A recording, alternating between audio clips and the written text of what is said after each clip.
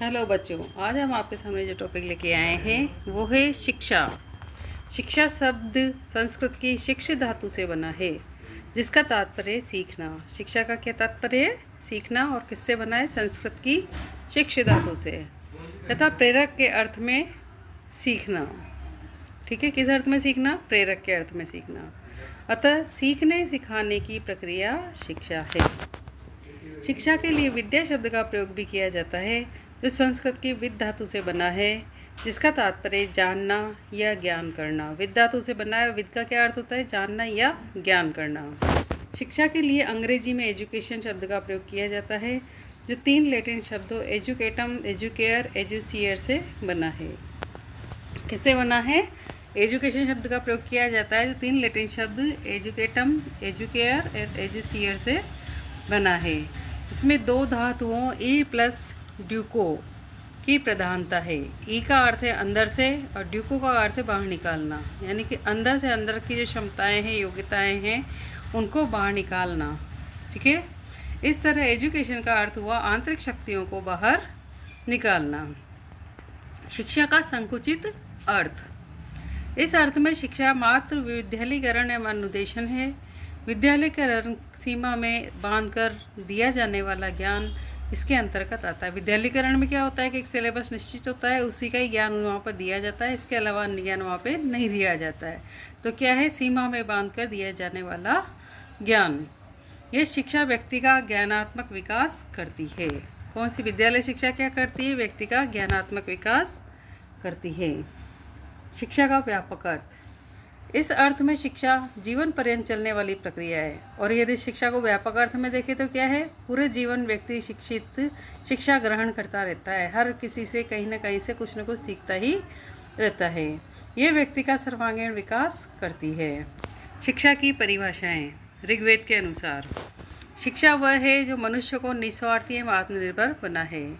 क्या है ऋग्वेद के अनुसार? शिक्षा वह है जो मनुष्य को निस्वार्थी एवं आत्मनिर्भर बनाए। भगवद गीता के अनुसार न ही ज्ञानेन स पवित्र मिह विद्यते। क्या है? न ही ज्ञानेन स पवित्र मिह विद्यते। कठोपनिषद के अनुसार सा विद्या या विमुक्त है। कठोपनिषद क्या कहता है? सा विद्या या विमुक्त है। महाभारत के अनुसार नास्ति विद्या सम चक्षु नीति। क्या है महाभारत के अनुसार? नास्ति विद्या सम चक्षु। नीति शास्त्र के अनुसार है शिक्षा मनुष्य का तीसरा नेत्र है। नीति शास्त्र क्या कहता है? शिक्षा मनुष्य का तीसरा नेत्र है। स्वामी विवेकानंद के अनुसार मनुष्य में निहित देवत्व की अभिव्यक्ति शिक्षा है।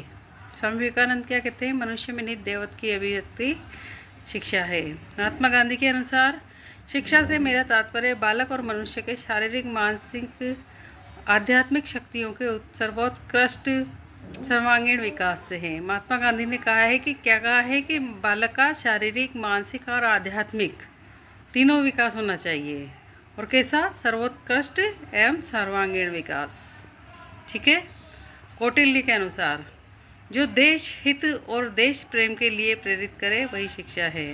क्या है? जो देश के लिए काम आए, है ना, देश के हित के लिए और देश प्रेम के लिए हो, वही शिक्षा है।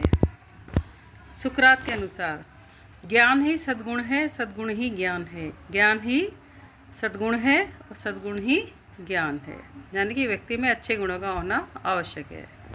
प्लेटो के अनुसार व्यक्ति के शरीर और आत्मा को जागृत करना तथा उन्हें पूर्णता की ओर ले जाना शिक्षा है। इन्होंने कितनी बड़ी डेफिनेशन दी है, कितनी बड़ी बात बताई है कि शरीर और आत्मा को जागृत करना, व्यक्ति के अंतर आत्मा को जागृत करना मतलब, और उसे पूर्णता की ओर ले जाना ही शिक्षा है। अरस्तु के अनुसार स्वस्थ शरीर में स्वस्थ मस्तिष्क का निर्माण करना ही शिक्षा है। अरस्तु क्या कहता है? स्वस्थ शरीर में स्वस्थ मस्तिष्क का निर्माण करना ही शिक्षा है। पेस्टोलॉजी के अनुसार शिक्षा मनुष्य का स्वाभाविक, समरूप एवं प्रगतिशील विकास है। शिक्षा क्या करती है? मनुष्य का स्वाभाविक, समरूप और प्रगतिशील विकास करती है। जॉन डीवी के अनुसार शिक्षा अनुभवों की पुनर्रचना है। शिक्षा क्या है? अनुभवों की पुनर्रचना है। फ्रोवेल के अनुसार बालक में अंतर्निहित शक्तियों को बाहर निकालना शिक्षा है। फ्रोवेल क्या कहता है? बालक में अंतर्निहित जो शक्तियाँ हैं उन्हें बाहर निकालना ही शिक्षा है। एडम्स एवं रास ने शिक्षा को द्विमुखी द्विध्रुवीय प्रक्रिया माना है, जिसके दो ध्रुव शिक्षक और शिक्षार्थी को बताया। एडम्स और रस ने क्या बताया है कि द्विमुखी और द्विध्रुवीय प्रक्रिया है, जिसके दो ध्रुव कौन कौन से हैं? शिक्षक और शिक्षार्थी। जॉन डीवी ने शिक्षा को त्रिमुखी प्रक्रिया बताया है, जिसका तीसरा ध्रुव उन्होंने पाठ्यक्रम को बताया। जॉन डीवी ने कहा है कि त्रिमुखी प्रक्रिया है जो शिक्षक, शिक्षार्थी और पाठ्यक्रम। ठीक है, तीसरा ध्रुव कौन सा बताया इन्होंने? पाठ्यक्रम को बताया है। मुझे उम्मीद है आपको शिक्षा कार्य समझ में आ गया होगा। हाँ, अगले वीडियो में फिर मिलेंगे। तब तक के लिए हमारे चैनल को लाइक शेयर सब्सक्राइब करें। जय हिंद, जय भारत।